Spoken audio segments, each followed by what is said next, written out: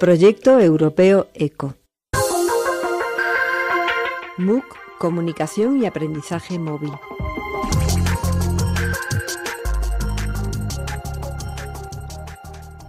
La metodología es de los aspectos didácticos más complejos. Cuando hablamos de metodología estoy hablando de principios metodológicos, también denominados principios didácticos o principios pedagógicos. Los principios son, digamos, aproximaciones o planteamientos que establecemos para organizar el aprendizaje. Hemos colocado en el centro de estos principios la autonomía, porque cuando hablamos de aprendizaje móvil, uno de los aspectos más interesantes a considerar creo que es precisamente la capacidad que tiene cada individuo, cada persona, de organizar su propio aprendizaje. Y cuando le ponemos entre manos un dispositivo móvil, es evidente que tenemos que contar con él. No es plausible, no es razonable, no es efectivo, no es inteligente pensar en que ese aprendizaje se tiene que realizar siempre bajo la supervisión o el estímulo o la orientación de un profesional, de un educador, de un profesor o de quien sea.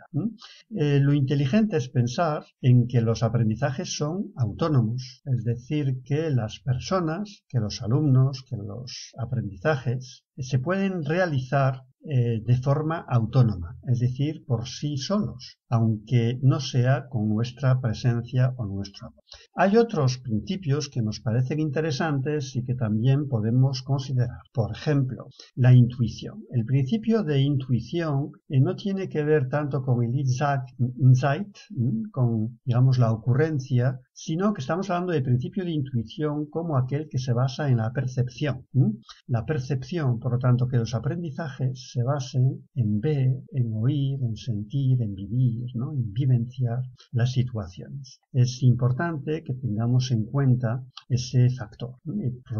Provocar situaciones en que los alumnos tienen que recoger, que percibir lo que sucede en su entorno. Hay otro principio sumamente interesante que es el principio de actividad. El principio de actividad tiene que ver con el tipo de aprendizaje que realizamos. A veces también se ha denominado activismo cuando se exagera esta actividad. Eso quiere decir que el aprendizaje es fundamentalmente activo, participativo. No basta con percibir, es importante, pero es fundamental hacer algo. Por lo tanto, cuando pensemos en aprendizajes, pensemos en qué va a hacer el alumno. Una de esas formas de actuar es el juego, que ha dado lugar a todo lo que actualmente se llama ludificación o gamificación, utilizando el anglicismo, ¿no? De gamification.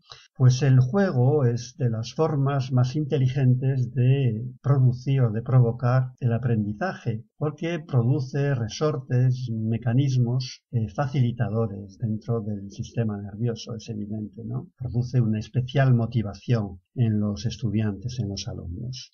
A su vez, tenemos que considerar por ello, y vinculado a la autonomía, la individualización, que es, digamos, dejar la posibilidad de que cada sujeto, de que cada persona adapte a sus características, a sus preferencias, a sus necesidades, el aprendizaje. En ese sentido, una parte de esa individualización puede ser orientada, puede ser estimulada por los profesionales, no solo por los profesores, por los docentes, sino también por otro tipo de profesionales como son los orientadores, los pedagogos, pero lo inteligente es que pensemos fundamentalmente en que la propia persona, el propio individuo, a medida que va creciendo, tiene que ser capaz de conocerse y tiene que ser capaz de organizar su propio aprendizaje. Para ello es fundamental que las propuestas que hagamos sean flexibles. En la medida en que hacemos propuestas abiertas, flexibles, cambiantes, adaptables, es más fácil que un estudiante, un alumno, pueda orientar a sus necesidades, a sus tiempos, a sus capacidades, los aprendizajes. En la medida en que los hagamos más estrictos, más cerrados, más pautados, será más difícil. Hay ahí otro concepto, otro principio sumamente interesante, y es en qué medida esa dimensión individual va a estar en sintonía con el entorno en el que se desarrolla. Ese entorno es una de las dimensiones más importantes de conocimiento. Y cuando hablamos de entorno, hablamos de los entornos circundantes, que son evidentemente el aula, la familia, pero también en la geografía de la dimensión del barrio, del pueblo, de la ciudad, etcétera, ¿no? Que comentamos en otro aspecto, en otro punto. Por lo tanto, esta dimensión del entorno es una fuente y un condicionante muy importante a la hora de organizar el aprendizaje. Y todo ello, y finalizamos por ahí, porque la dimensión de desarrollo personal de la autonomía solo tiene sentido en un contexto histórico y cultural. Por lo tanto, estamos hablando de la socialización. La socialización que por ende podría explicar y podría justificar por sí sola la necesidad de la educación, porque somos lo que somos porque nos han socializado. Muchos de los comportamientos que tenemos en el día a día solo se explican porque estamos socializados. Algunos son muy evidentes, como el propio lenguaje, y otros, aunque no son evidentes, también son fruto de la socialización. Y eso lo sabemos cuando se estudian, cuando se analizan los casos de niños ferales, es decir, de niños que han crecido con muy poca presencia humana o en largos periodos de ausencia de contacto humano.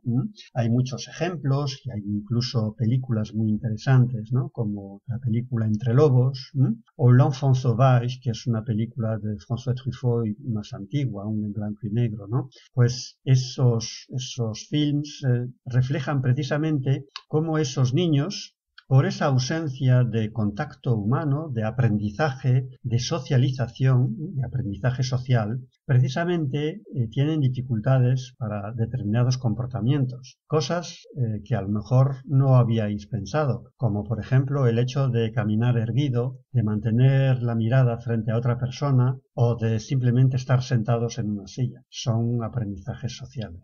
Así que la socialización también es otra de las dimensiones fundamentales que no podemos olvidar nunca a la hora de organizar los procesos de aprendizaje.